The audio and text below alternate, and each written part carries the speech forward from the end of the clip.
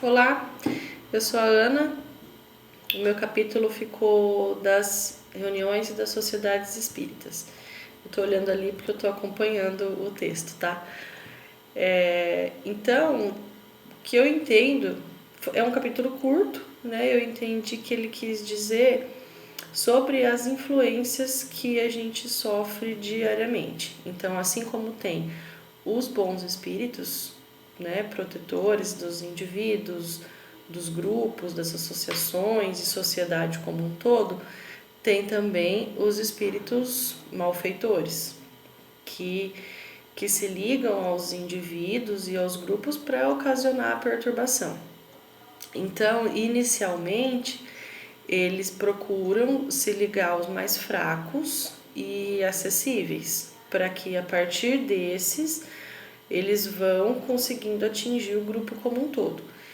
E aí eu fiquei pensando, o que me tornaria uma pessoa fraca e acessível a esse tipo de influência? Então eu pensei em algumas possibilidades. Pensamentos, né? Então se eu sou uma pessoa de pensamento muito negativo, se eu vejo a vida numa visão pessimista, sentimentos, então tem pessoas que são movidas à raiva, à mágoa, pessoas apegadas a um passado de sofrimento. Então eu acho que dependendo do tipo de vibração que eu emano, eu estou mais suscetível ou não a esse tipo de influência. Hábitos de vida, né? Então, se eu faço uso da prece diária ou se eu sou uma pessoa que faço uso abusivo de álcool e drogas, então assim, o tipo de hábito que eu tenho pode me tornar, pode abrir portas ou não para uma influência negativa, para uma obsessão. Então quando eles conseguem, quando esses espíritos malfeitores conseguem atingir o grupo, isso ele pode fazer no médium, que aí vai ocorrer a perturbação da mediunidade, e nas outras pessoas, ele pode gerar um sentimento de hostilidade, desarmonia do grupo. Aí ele fala que a perversão do senso moral, que eu imagino que é você ficar com uma visão deturpada de certo e errado, de bem e mal e tal. Como a caridade seria o antídoto para isso tudo, que é, né, assim, o básico da doutrina, então eles tentam abafar o seu sentimento de caridade, primeira coisa que eles vão tentar é fazer isso. E aí, como então, o que fazer? Né? Então ele fala assim, que ainda prevenir é o melhor remédio. E como que a gente previne o mal? Ele cita 2 meios que podem ser eficazes se forem bem aplicados. Então, o primeiro meio de evitar essa influência de espíritos malfeitores é a prece. Então, a prece atrai os bons espíritos e nos ajuda a, como se fosse a nos blindar, né, dessas energias negativas. Então, se eu estou conectado com a espiritualidade, se eu faço da prece diária um hábito, eu estou ali vibrando, né, numa frequência mais elevada e que vai dificultar essa ação. E um outro meio é o estudo dos sinais que indicam a presença desses espíritos. Então, o que seria isso? Eu penso que é a gente exercitar um autoconhecimento, né? Não dá para eu mexer, para eu melhorar o que eu não conheço. Então, por exemplo, se eu sei que o meu computador tem alguma coisa de errado, eu não sei consertar, porque eu não conheço. Eu não sei, se eu abrir ele, eu não sei nem colocar as peças no lugar, né? Porque como é que eu vou consertar uma coisa que eu não sei?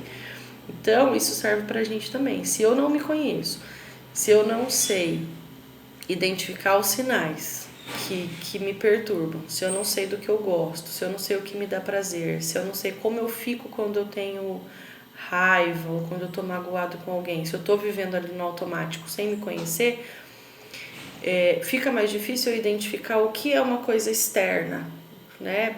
Por exemplo, eu tô bem, tava tudo bem, de repente eu sinto a presença de pensamentos intrusos ou um mal-estar repentino, uma dor de cabeça, uma coisa que não é, que eu não tava ali, que não é minha, que eu não me sinto assim naturalmente quando eu tô preocupado, né? Então eu tenho que saber quais são as minhas reações, como eu fico em determinadas situações para que eu aos poucos a gente vá assim aprimorando essa sensibilidade de perceber o que é meu e o que está vindo de fora, porque aí mostra que não vai ser fácil para eles, né? Que somos pessoas sensatas, ele até usa esse termo, que não se deixam ludibriar, que não se deixam influenciar por essas influências. Então, assim, eu eu tirei disso tudo a importância do autoconhecimento e de cuidar da saúde mental, né?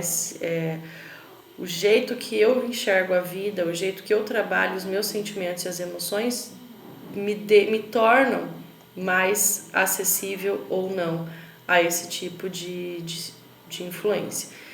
Me ocorreu até assim um comparativo. Provavelmente tem muitas pessoas em situação de instituição psiquiátrica que foi tratado talvez como esquizofrênico, que pode ter vindo de uma mediunidade mal trabalhada, por exemplo, né? Então essa mediunidade mais não trabalhada, ela associada ao desenvolvimento de alguns outros sintomas, pode ter levado a uma perturbação ali, né? Que a pessoa acabou indo para uma instituição, quando na verdade estava sob influência de algumas coisas. Pessoas com humor mais deprimido, né? Eu acho que eles são porta de entrada, eles são mais acessíveis a determinadas influências por conta dessa fragilidade. Então, assim, ali no último parágrafo ele vai falar se algum membro do grupo for preso da obsessão, todos os outros já devem agir imediatamente para que isso se reverta, né? A fim de que isso não se agrave. Bom, essa foi a minha linha de raciocínio, né? Eu não sei se vocês entenderam dessa forma ou não, mas resumindo, o capítulo é sobre as influências, né, de espíritos malfeitores. Então, eu não sei se eu fui muito clara, mas eu aguardo então os comentários e as contribuições de vocês. Obrigada, até já.